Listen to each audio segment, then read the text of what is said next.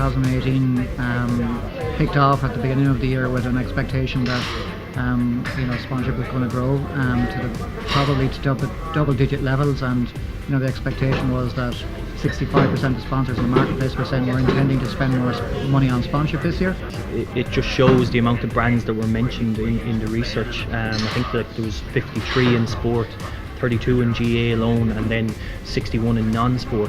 So it was quite competitive throughout the year, and I think for the top 2 or 3 brands to actually come out on top is a brilliant accomplishment for those brands. This morning provides an opportunity for practitioners in the industry to learn from the best practice programs of the season. The most successful sponsorship was the most purposeful. So we need to look at ways of changing up what we did to both increase awareness for ourselves and the bank, and also affinity, crucially.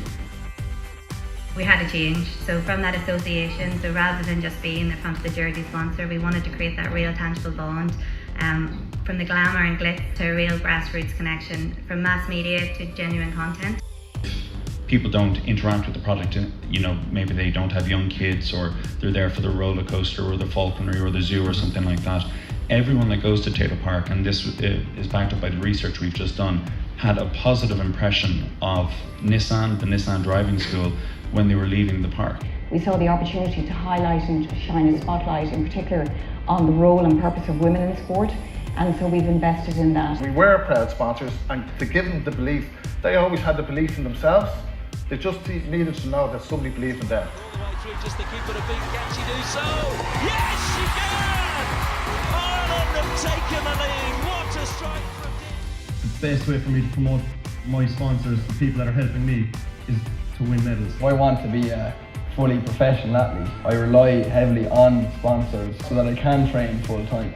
Since Vodafone have come on board, and their whole sort of strategy around the team of us and engaging with Vodafone the company, but with the supporters and everything around that. Where were you when Bonner scored, saved, and O'Leary scored?